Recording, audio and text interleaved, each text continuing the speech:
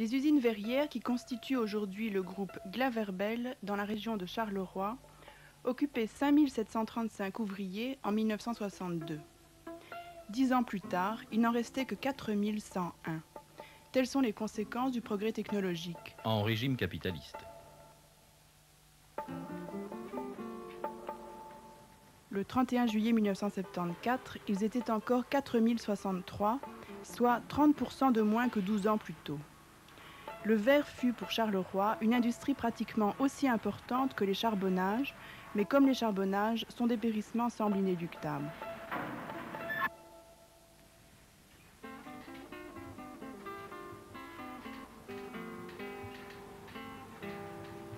Deux industries de base disparaissent. Les capitalistes s'en vont ailleurs bâtir leur fortune, mais les travailleurs et leurs familles restent. Lorsque le vendredi 10 janvier 1975, la société Glaverbel annonce sa décision de cesser toute production de verre dans sa division de Gilly, ce n'est pas une surprise. Le bâtiment et l'automobile, les deux plus gros clients, sont en crise et les stocks gonflent à l'infini. Pour la direction de Glaverbel, c'est simple, c'est clair. Il lui faut mettre hors service un gros four à verre clair pour limiter les dégâts.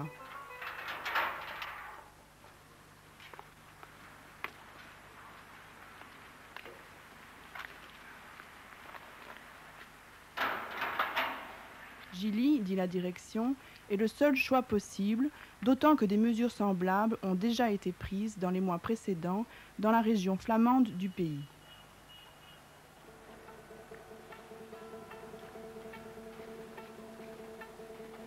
Mais le choc est durement ressenti. 600 emplois disparaissent, une usine ferme.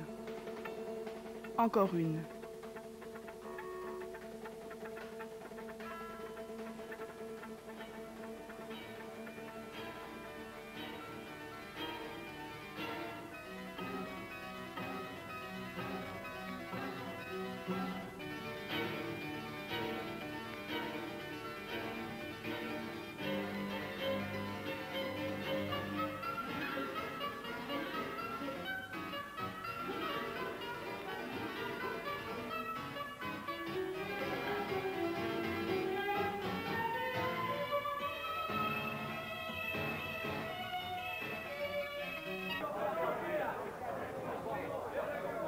Une assemblée des travailleurs est convoquée dès le lundi 13 janvier, 3 jours après l'annonce officielle de l'arrêt imminent du four.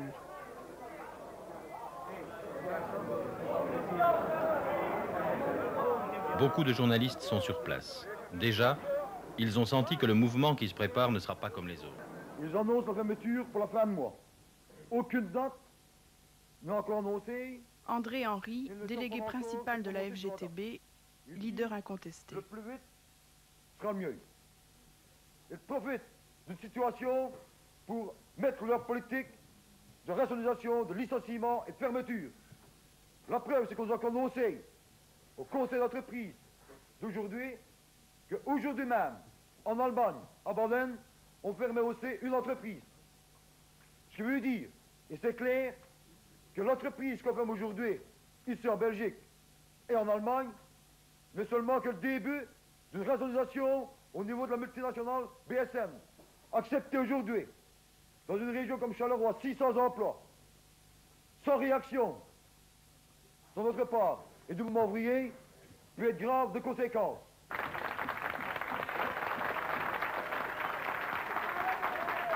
Et là, une fois pour toutes, il faut que ça change.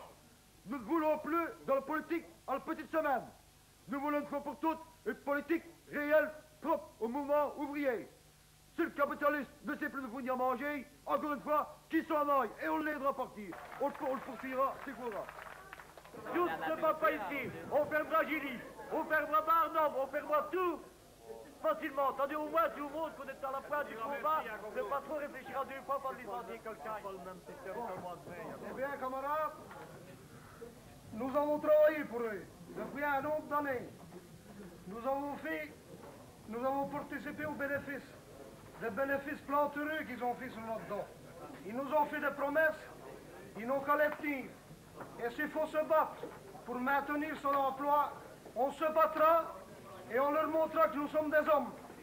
C'est comme Maurice disait tout à l'heure, vaut mieux être battu avec la tête haute que de passer devant la loge là avec la tête baissée comme des moutons. Très bien. Ce mercredi, vous vous prononcez pour une grève. On peut dire que le comité sera le comité de grève. Vous en discuter par après. Mais je crois qu'il faut à partir d'aujourd'hui créer un comité, parce que le délégué syndical ne peut pas prendre tout en charge. Il faut que, comme dans le passé, que tous les camarades, tous les secteurs de l'entreprise prennent leurs propres responsabilités, prennent leur propre lutte en main et aident le délégué syndical au maximum. Ce n'est pas le délégué syndical à cause du combat, c'est à vous autres. Alors, utilisez vos organes de combat, de structuration, c'est la première tâche que vous avez aujourd'hui. Qui est d'accord? Maintenant, je vais se prononcer pour la création d'un comité tout de suite. Il faut, dit André Henry, que tous prennent la lutte en main. Mais si la formule est bonne, elle est difficile à appliquer. Ainsi, il faut attendre 2 jours de plus pour réunir tout le monde, la plupart des travailleurs étant en chômage temporaire. La délégation syndicale se demande si on est prêt à attaquer aujourd'hui. Si c'est l'heure aujourd'hui qu'il faut aussi commencer à attaquer. Parce que ne faisons pas d'illusions, camarades. Passer à l'action, il nous faudra passer à l'action. Robert Dehon, délégué de Glaverbel-Roux. Déjà été dit. Mais qui est très important, c'est que les travailleurs, et fort heureusement d'ailleurs, prennent conscience, c'est que le mal dont vous souffrez, nous en souffrons aussi, si pas aujourd'hui, demain.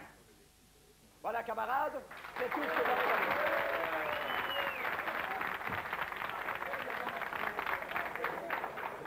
La semaine prochaine, si aucune décision est tombée, on part au finish. D'ailleurs, une proposition a été faite de la part de la délégation syndicale. À partir d'aujourd'hui, on va élire le comité de grève. Voilà, comme ça c'est bien clair, c'est bien déterminé, qu'on est prêt à ne pas se laisser faire et qu'on est prêt à passer à l'action. Certains camarades de vous croient qu'ils ne sont pas concernés non plus. Je suis sincère avec vous. Ils disent, bon, on a frappé à Julie, mais nous, on ne peut mal. Et je leur dis, non, camarades, vous me pouvez mal. Le poussin dans l'œuf ne peut mal non plus. Il a sa coquille pour le protéger, mais il suffit de faire ça et le poussin crève. Si les travailleurs ne sont pas unis, ce sont des poussins dans l'œuf, croyez-moi.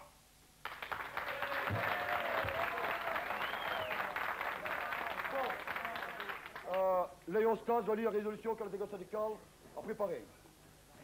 Léon, non, pardon. Les travailleurs de Glaverbel-Gilly, réunis en assemblée générale ce mercredi 15 à 75, après avoir attendu un rapport de leur délégué sur la situation, ont voté la résolution suivante. Condamne, une fois de plus, la décision scandaleuse de Glaverbel de fermer sa division de Gilly, qui met en péril l'existence même de 4000 travailleurs de verre occupés dans la région.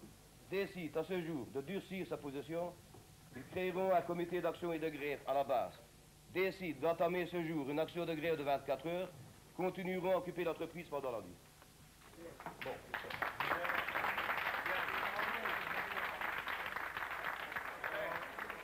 Je vois qu'on va applaudir, je vois que tout le monde est d'accord avec la résolution. Néanmoins, je demande, si tout le monde est d'accord, et s'il n'y a personne qui demande à insérer un point supplémentaire.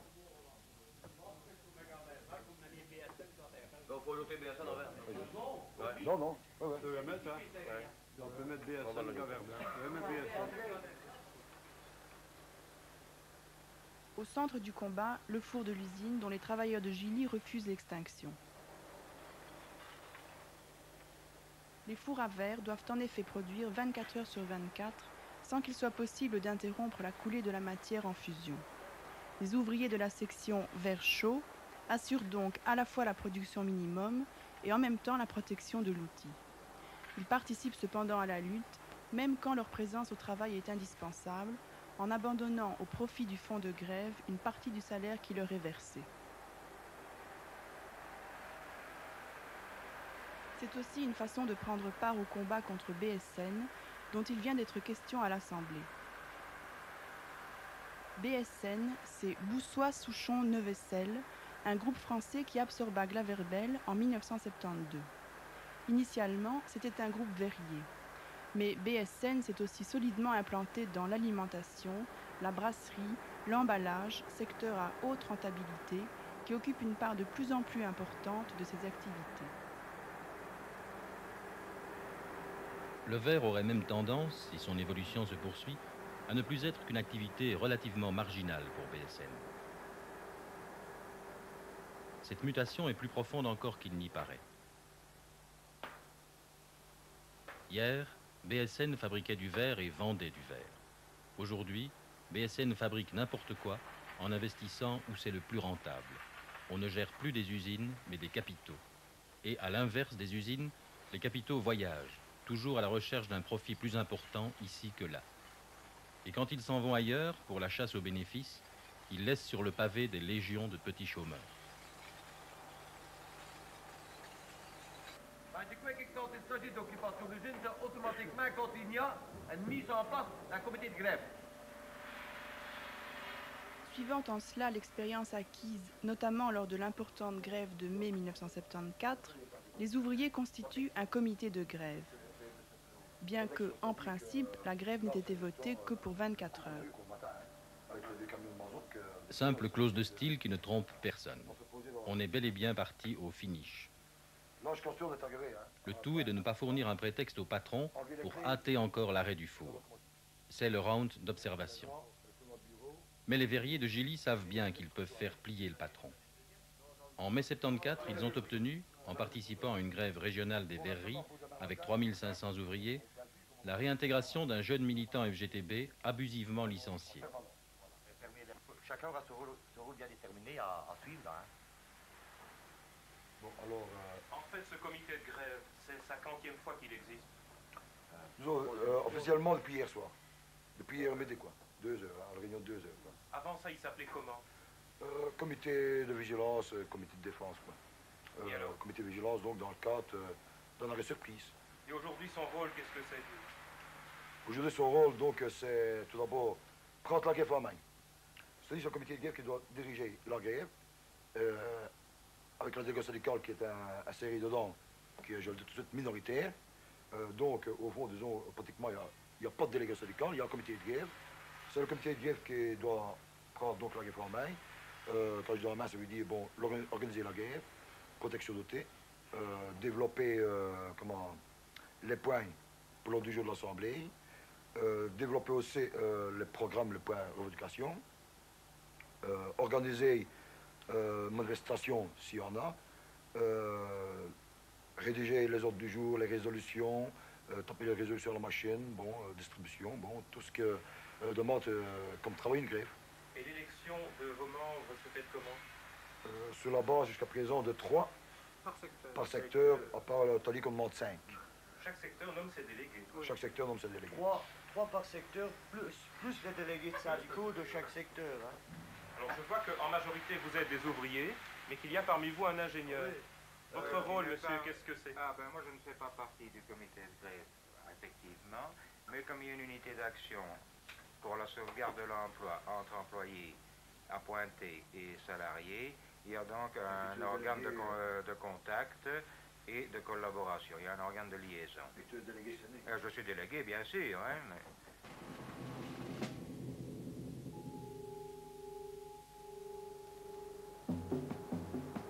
Dans l'immédiat, ils organisent l'occupation, la surveillance. Malgré tout, on craint une intervention de la police ou simplement une interruption de l'approvisionnement du four. Le jeudi 16 janvier, après l'assemblée quotidienne, les travailleurs partent en autocar vers Boisfort, au siège social de Glaverbel, où le Front commun syndical a lancé un mot d'ordre d'arrêt de travail, de solidarité avec Gilly.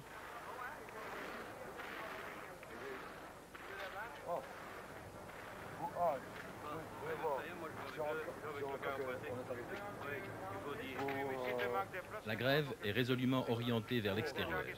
Sans doute cela inquiète-t-il. Il faut absolument qu'on ait trouvé le bourgmestre. En tout cas, les anges gardiens de la BSR ne lâchent pas d'un pouce les grévistes en campagne.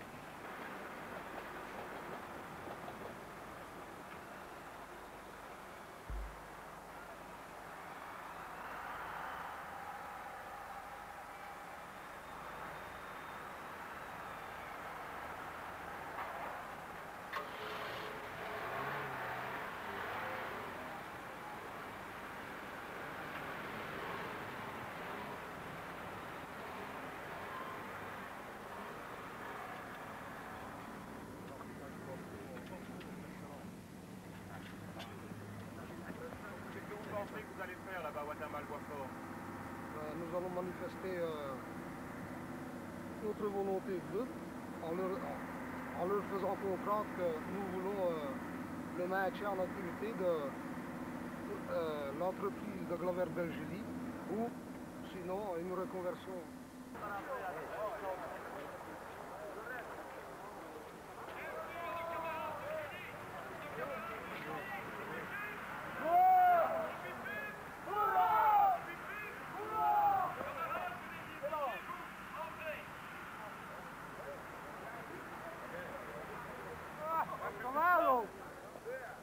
C'est notre argent, non, c'est avec nos sous qu'ils ont fait ça, et avec mes bras ordinateurs.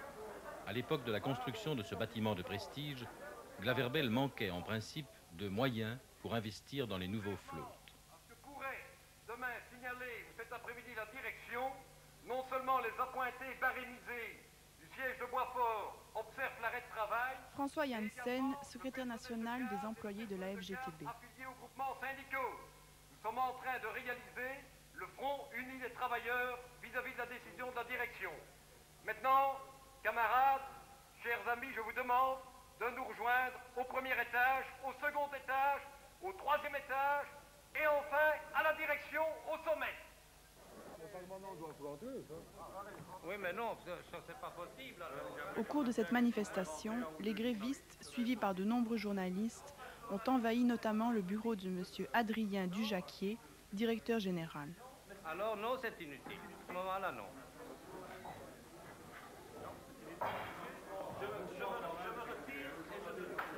Non, ça c'est dommage parce qu'en fait,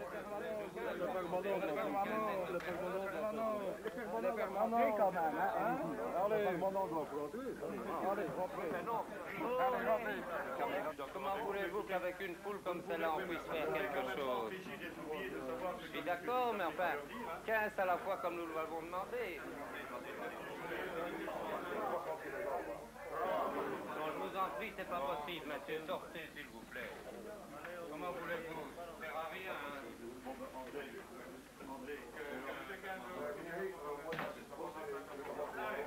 Roger Timmermans, secrétaire régional des employés de la CSC. Intellectuels et représentants des cadres, nous étions venus ici pour présenter nos doléances en présence de délégations de travailleurs, présenter nos doléances à la direction. Il est évidemment inutile de vous dire que ces doléances, ce qu'elles sont, c'est de l'emploi des travailleurs qu'il s'agit. C'est de l'emploi des travailleurs, c'est de l'avenir de la verrerie dans la région de Charleroi et dans toute la Belgique. Verrerie qui est maintenant menacée, comme vous le savez, par les manœuvres capitalistes des multinationales, quelle qu'elle soit leur nationalité. Et la direction a trouvé que nous voulions parler devant trop de personnes, probablement qu'elle ne désirait pas qu'il y ait trop de témoins à ce qu'elle allait dire. Aussi, monsieur, nous devons vous décevoir. Nous sommes obligés, nous seuls, organisation syndicale, de tenir une conférence de presse. Nous regrettons de nouveau cette fuite des directions devant leurs responsabilités et cette fuite des directions devant les travailleurs. C'est bien la preuve que la très mauvaise conscience. Camarades, continuons le tour du quatrième afin de faire respecter le mot d'ordre syndical. Nous ferons après le tour du troisième. Après quoi, les ouvriers venus de Charleroi tiennent une assemblée commune avec les employés du siège social dans la cafétéria. Aimé Leloup, secrétaire national du syndicat des employés de la CSC.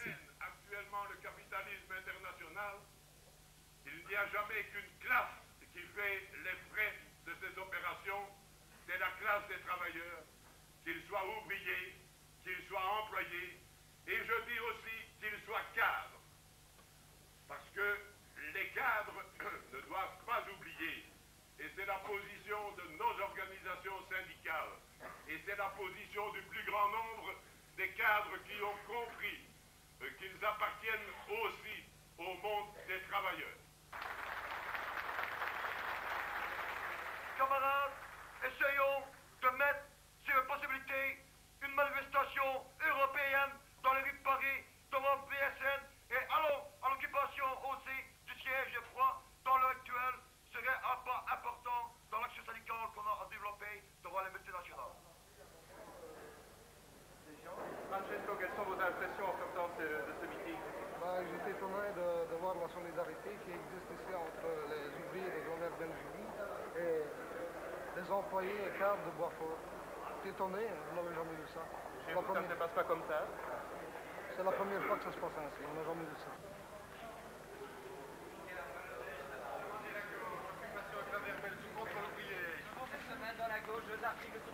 Demandez la gauche. Occupation à Claverbelle, sous contrôle ouvrier. Solidarité avec les ouvriers du travailleurs du Belge.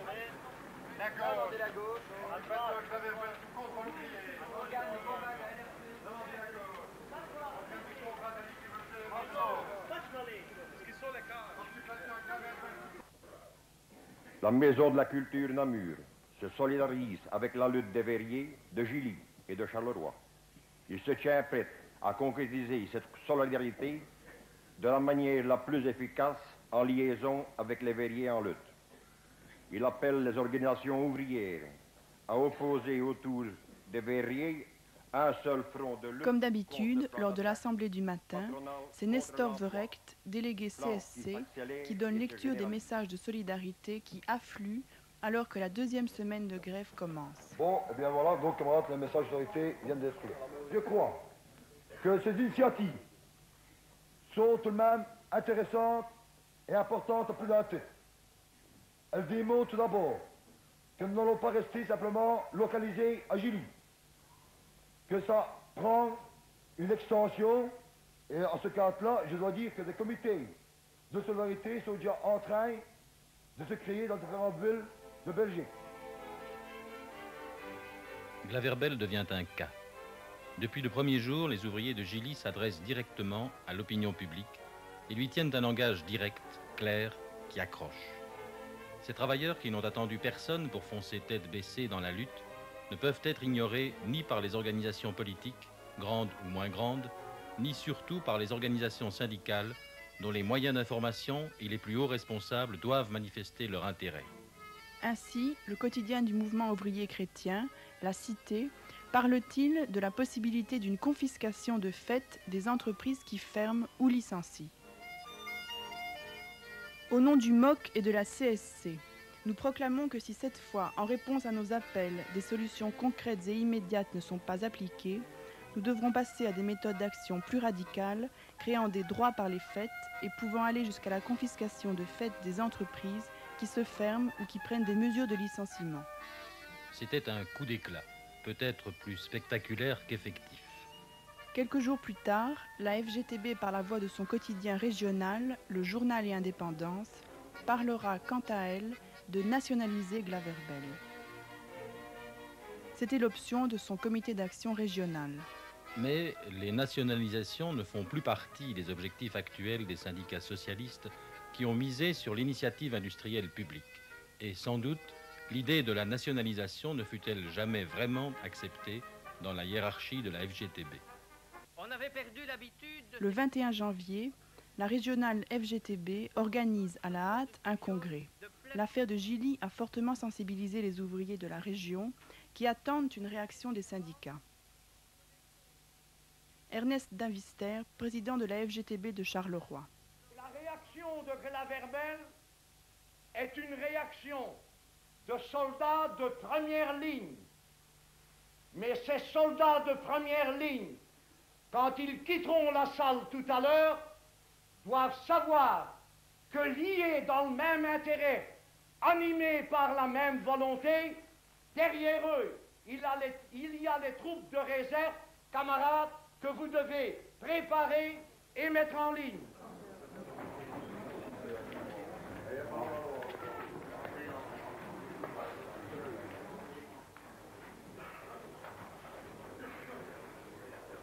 Nous avons fait l'inventaire des stocks tout à l'heure et on s'aperçoit qu'il y a encore pour 8 jours à peu près de matières premières. Ça veut dire que si nous n'avons pas, dans les 8 jours, les matières premières indispensables à la création de produits, nous sommes définitivement fermés. Et je dis ici, et je remercie tous les camarades qui ont porté la solidarité et tous les travailleurs auxquels je représente ici à la tribune. Parce que pour nous, il était une chose qu'on a à cœur. C'était d'aborder ce congrès, non pas avec une épave en plus sur le dos, mais avec l'entreprise encore et en entière activité. Je préfère mourir debout et marcher dans le combat, mais l'ennemi crèvera.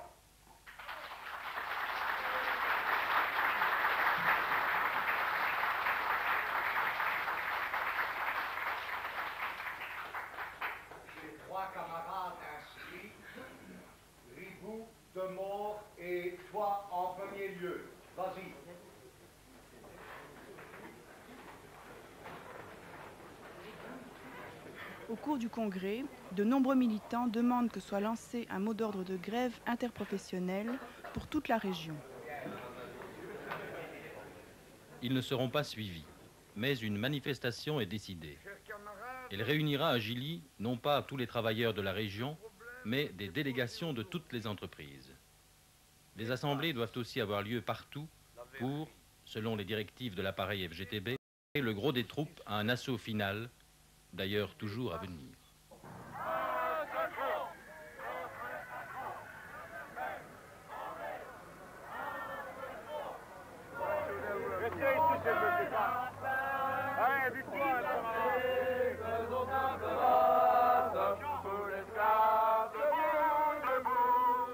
La manifestation est un succès le 24 janvier.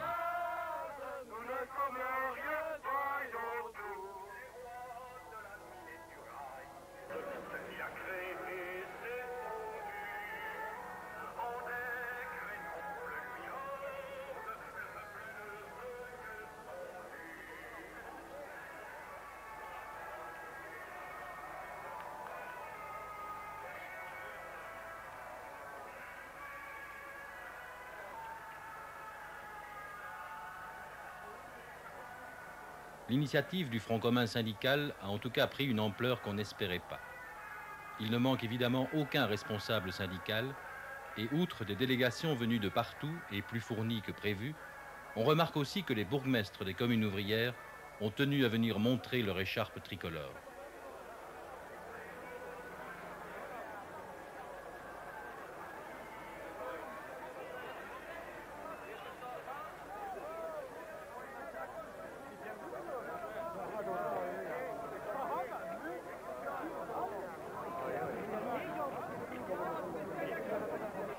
La parole au camarade Ernest Davisser.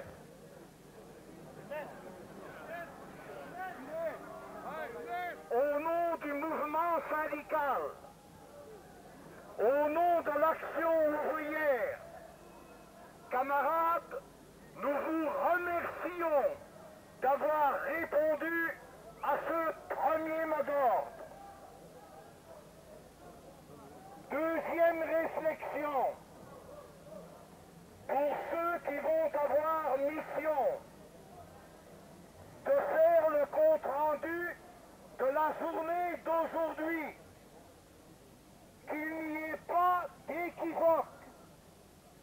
Aujourd'hui, ce sont des délégations des usines qui sont venues. Ce n'est pas une manifestation globale et générale. Celle-ci viendra en son temps.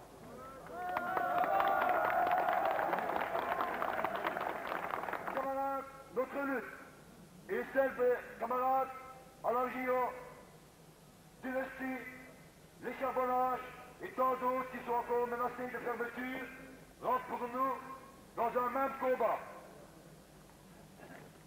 Camarades aussi, notre combat, nous espérons plutôt qu'il ne sera pas vain. Et nous aussi, nous comptons fermement sur une solidarité du mouvement ouvrier régional et même national. Car nous sommes convaincus, et nous croyons sincèrement et profondément aussi, que vous mettez bien en tête que seuls, nous n'y arriverons jamais. Pour mettre de multinationales et pour sauver le déclin de la région de Charleroi, c'est tout le mouvement ouvrier qui va se lever comme un seul homme et dire « Capitalistes, nous allons passer, céder la place à nous ».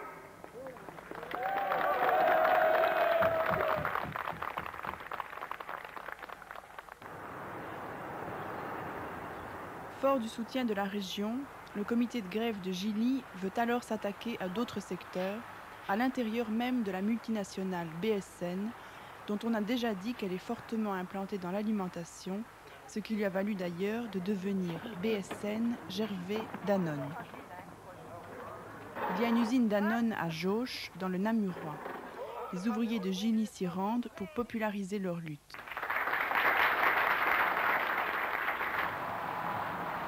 À la 3e semaine de grève, ils organisent un déplacement vers Boussois, en France, siège d'une usine BSN. Ils veulent ainsi opérer une jonction active avec les organisations syndicales françaises.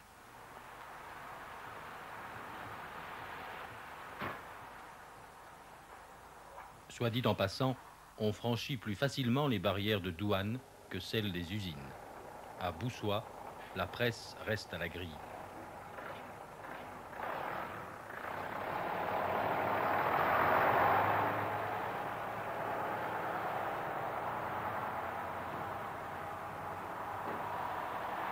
Nous ne pouvons accepter de faire les frais de la mauvaise gestion capitaliste du groupe BSA et plus particulièrement de la multinationale Gaverbel. Nous constatons aujourd'hui que cette multinationale profite de la crise pour accélérer la substitution vers avis de glace et que cela implique la fermeture de nombreuses entreprises, tant en Belgique qu'en France, de verre à vitre. En jeudi, tous unis avec Gilly. En jeudi, tous unis avec Gilly.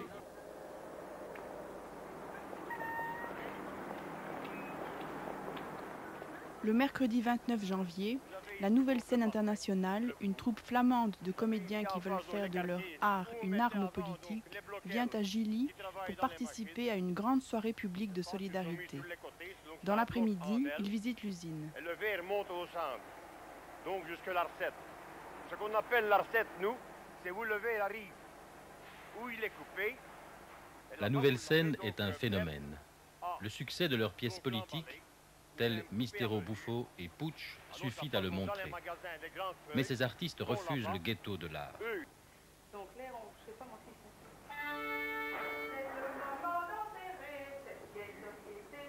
Cette chanson, écrite en commun par les ouvriers et les militants du groupe d'action musicale, fut ensuite pressée sur disque et vendue au profit du fonds de lutte.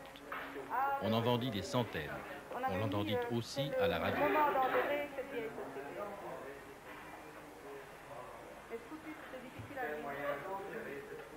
C'est le moyen d'enterrer cette foutue société. Avec tous les ouvriers que l'unité se fasse.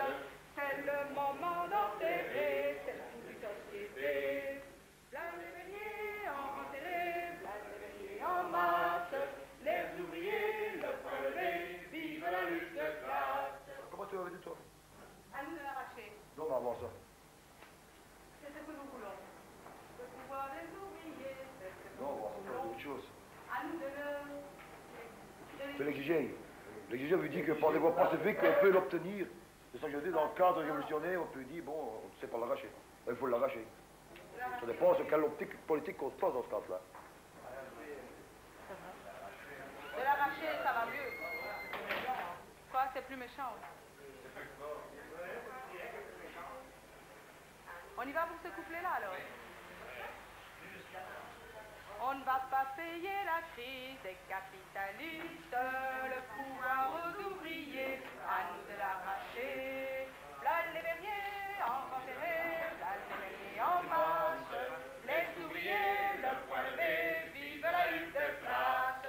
Là les verriers enterrés, là les verriers en masse, les ouvriers, le point levé, vive la lutte de classe. Camarades, pour que tout le monde puisse chanter la chanson ensemble, on a mis les textes. À la maison du peuple de Gilly, ce soir-là, il y avait évidemment beaucoup d'ouvriers de Glaverbel, mais aussi des gens de la région, des travailleurs venus de partout.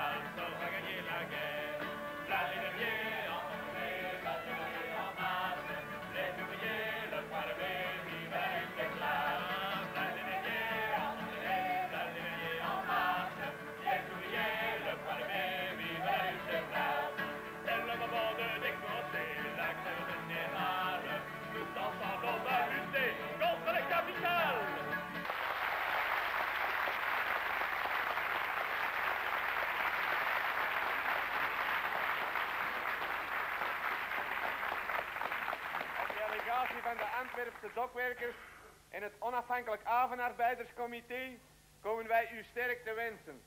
Comme délégation de tous les dockers et comme délégation du comité indépendant des dockers à Anvers, nous souhaitons notre solidarité et notre force dans votre lutte. We weten hoe hard en moeilijk het soms valt te volharden in de strijd tegen het patronaat en de corrupte vakbondsleidingen. Nous savons qu'il est dur et difficile de temps à temps de continuer sa lutte contre le patronat et contre la corruption dans la direction syndicale de temps à temps.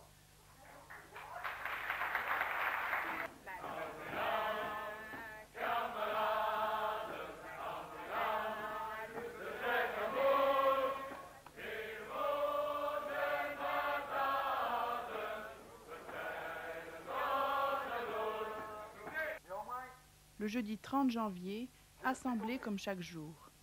Devant ce matin, dans une certaine presse, que paraît-il, l'assemblée d'hier était houleuse. Une innovation, les journalistes ont droit à une table recouverte d'un beau papier blanc.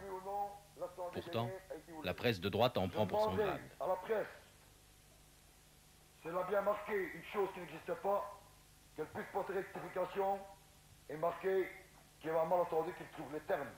Mais je dis que si nous donnons l'autorisation à la presse de pouvoir assister librement, c'est dans un esprit démocratique. On réalise soudain à Gilly que la presse, qui a beaucoup servi le mouvement, par la publicité qu'elle lui a donnée, est, dans sa majeure partie, au service de la bourgeoisie, c'est-à-dire au service de ses propriétaires. Dénoncer une attitude scandaleuse de multinationales. Si les grévistes veulent se servir de la presse, il leur faut être habiles et éviter toutes les tentatives de division. Eh bien, on est qualifié de meneurs et on est qualifié de gauchistes. Eh bien, camarades de la presse de droite, je vous dis, si les camarades qui défendent leurs intérêts sont qualifiés comme gauchistes, eh bien alors, en grand bravo, la classe ouvrière, comme tous, des gauchistes. Cependant, la dimension internationale qu'ils savent donner à leur lutte et l'originalité de son style forcent l'attention.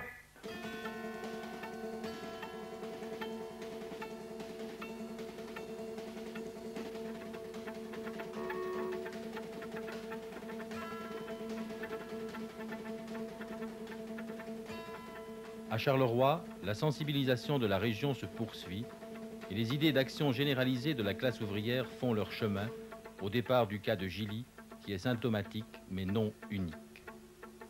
Le mercredi 5 février, l'ensemble des verreries de Charleroi se met en grève de solidarité avec Gilly. Journée doublement mémorable puisqu'elle est aussi l'occasion d'une opération porte ouverte. Des centaines d'ouvriers des divers sièges Glaverbel se concentrent à Gilly dans la matinée. C'est ici que pour la première fois, on lance publiquement l'idée de vendre les stocks de verre aux particuliers si les négociations ne progressent pas vite. Nous entrons dans notre 4e semaine de grève et je l'ai dit la semaine dernière, nous sommes tellement en pleine forme. Qu'ils le sachent. Gilly n'a jamais été une entreprise qui a cédé. Gilly, il le savent, il le ferme pour l'action, pour le syndicalisme de combat qu'ils ont entrepris depuis de nombreuses années.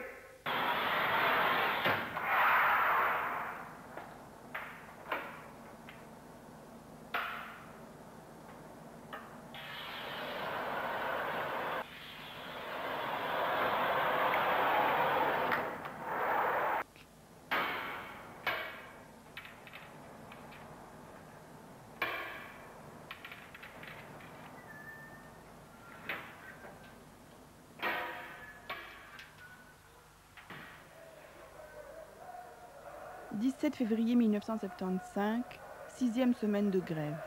Une date dans l'histoire de l'action syndicale européenne. Le projet mis au point avec les militants CFDT et CGT de Boussois se réalise.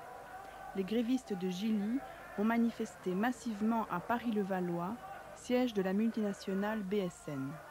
les syndicats de Charleroi affrètent un train spécial et plus d'1 millier de verriers en colère se transportent vers la ville lumière, accompagnés d'ouvriers de Boussois et de Vingles. Le cortège parcourt les rues de Levallois sur 3 km avant d'arriver au siège de BSN. Un parlementaire belge aussi dans la manifestation, Louis Van Gate, président du Parti communiste. Arrivés devant l'immeuble de BSN, les manifestants se heurtent à un cordon de policiers qui en défend l'accès. Mais il est vite débordé, sans violence, et le building envahi. Antoine Riboud accepte de recevoir une délégation de quelques personnes dans son bureau. Mais déjà, sa salle de réunion personnelle est envahie par des dizaines d'ouvriers, tandis que les autres se répandent dans les couloirs, déclenchant, Dieu sait pourquoi, une espèce de petite panique chez les secrétaires de l'état-major de la multinationale. Peut-être est-ce parce qu'aucune d'elles ne parle wallon. En fin de compte, Antoine Riboud accepte de dialoguer avec les ouvriers dans le restaurant d'entreprise, seule salle assez grande pour les accueillir tous. Une pièce d'anthologie que cette assemblée libre qui aurait pu passer aussi pour un tribunal populaire. Il y avait là non seulement Riboud, mais aussi Daublin. Quand on regarde Daublin, le boss de Glaverbel Mécaniver, qui chapeaute Glaverbel, on devine le grand bourgeois français que la promiscuité avec tous ses ouvriers doit effrayer un peu. D'ailleurs, après quelques minutes, M. Daublin, plein de ce qu'il prend pour de la dignité, s'en va, lèvres pincées et dédain apparent. Riboud, c'est autre chose. Psychologue, intelligent, redoutable, il a du cran. Il se lance d'ailleurs avec aplomb dans un vrai cours de gestion de holding, expliquant en fin de compte que si les ouvriers de Gilly perdent leur emploi, ils n'ont qu'à se recycler. Nous sommes à l'ère de la mobilité professionnelle. Ben voyons.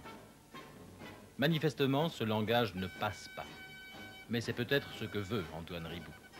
Très vite, il est d'ailleurs interrompu et la discussion tourne court lorsqu'un ouvrier crie « Cesse de ramer, Riboud, t'es déjà dans les dunes !»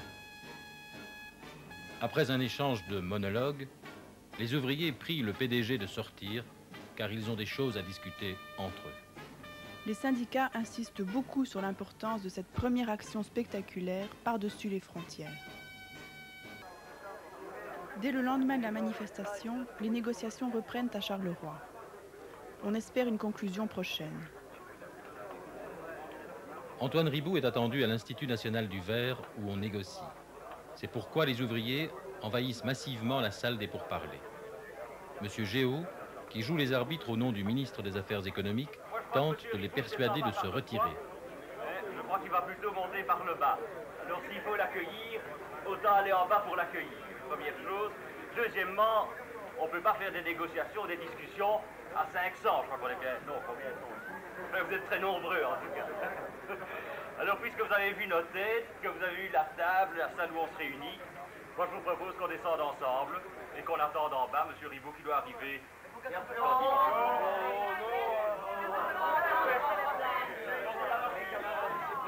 Assister aux négociations. Non, il n'y a pas moyen de négocier quand on est si nombreux. C'est pas... Comment? Il n'y a pas moyen de négocier honnêtement lorsqu'il y a des gens.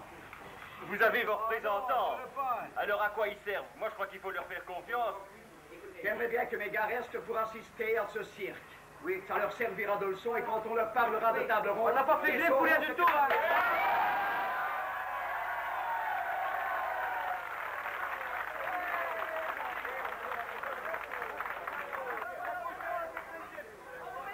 J'opte pour, disons, cette proposition, c'est-à-dire laisser une délégation de Roux, éventuellement une délégation d'autres camarades. Oui, alors, comme André l'a fait et comme le camarade Roger de Tige, je convie les autres à les rendre une visite, et ça leur fera très bien une visite à nos camarades de Gilly. D'accord? Nous allons sortir et nous allons former notre délégation qui restera ici. Antoine Riboud accepte finalement de prendre part à la négociation qui dure toute la nuit sur la base de ce compromis avec les travailleurs. Le one-man show Riboud fut impressionnant. En un soir, l'homme providentiel de BSN annula 6 semaines de balourdises et d'incohérences de ses collaborateurs. Lorsqu'il reprit son jet privé au petit matin, il ne leur laissait que des broutilles à régler, les modalités d'application des engagements qu'il venait de prendre. Le chef avait parlé. Donc hier, vous avez eu... L'accord définitif fut signé le 25 février en grande pompe. 2 jours plus tard, à la porte de l'usine, commission d'études pour analyser l'accord. En assemblée, après donc 48 heures de réflexion, vous l'avez donc adopté à la majorité. Je dois dire que, brièvement, avant de rentrer dans l'entreprise, que l'accord est à considérer, et comme vous l'avez tous considéré hier à l'Assemblée, comme une victoire. Seulement, nous en faisons 2 objectifs. Et le premier accord ici est pour nous la première victoire, c'est-à-dire nous avons gagné la première manche. Maintenant, se dessine devant nous l'organisation de la lutte pour la deuxième manche, qui est celle de l'application du contrôle, de l'application de l'accord de façon intégrale au sein de l'entreprise. Dans l'accord, je rappelle brièvement qu'il est stipulé qu'aucun licenciement n'aura lieu, que dans l'attente de la création de 380 emplois qui est prévu sur le site de Julie, le maintien du salaire intégral sera maintenu, c'est-à-dire, quand je dis maintien du salaire, c'est même maintien du revenu, c'est-à-dire que même pour les camarades qui travaillent en flux continu, les primes de pause, les samedis, les dimanches ou férieux, tout est compris, donc c'est sans perte de revenus. Ça, je crois que c'est 2 points capitaux. Le troisième, qui figure aussi comme victoire, ça a été surtout l'organisation de notre grève. L'organisation de notre grève qui a été tout d'abord l'occupation, l'élection d'un comité de grève par secteur d'entreprise et aussi les différentes commissions qui ont été élues en Assemblée générale. Et c'est tout cela aussi qui a apporté un dynamisme remarquable qu'on a vu à travers toute la grève, qui a duré 7 semaines et qui, pour la première fois dans l'histoire sociale, tout au moins dans notre pays, une multinationale de type BSN a dû plier et a dû faire marche arrière devant ses positions qu'elle a entreprises le 10 janvier lorsqu'elle a annoncé la fermeture de Gilly. Aussi, nous savons qu'en fermant Gilly, c'est la première, d'autres vont suivre, donc il faut qu'on reste mobilisés. Pour nous, la bataille n'est pas terminée, nous avons gagné une première manche, maintenant à nous de s'organiser pour gagner la deuxième manche. Avant de conclure, je crois qu'il faut retenir de toute la grève qu'on a menée, c'est que ça soit surtout perçu par l'ensemble de la classe ouvrière en Belgique comme un modèle de structuration d'un combat. Et qui ne doit pas simplement se limiter à une grève isolée, mais qui doit être repris lorsqu'il y aura une grève générale de type 60-61, que demain, que tous les travailleurs occupent leur entreprise, élisent le comité de grève, centralisent leur comité de grève au niveau régional et au niveau national, en un mot qu'on en fasse une sorte de conseil ouvrier. Et je crois que c'est ça, la voie et la marche à suivre, si on veut arriver à une création d'une société socialiste sans classe. C'est par cette phase qu'on devra passer. Et je crois que notre grève a été aperçue comme une victoire. Elle a eu un grand retentissement dans la classe ouvrière. Et je crois que c'est à nous autres, à chacun d'entre nous, maintenant, à faire le maximum pour en donner toute l'expérience et surtout leur dire, c'est demain, de recommencer à 60-61, ça ne sera plus dispersé, mais ce sera dans une organisation structurée à la base. Camarades, j'en ai fini. Maintenant, nous rentrons, comme nous l'avons fait à chaque grève, dans l'entreprise, en chantant l'International et Drapeau Rouge en terre.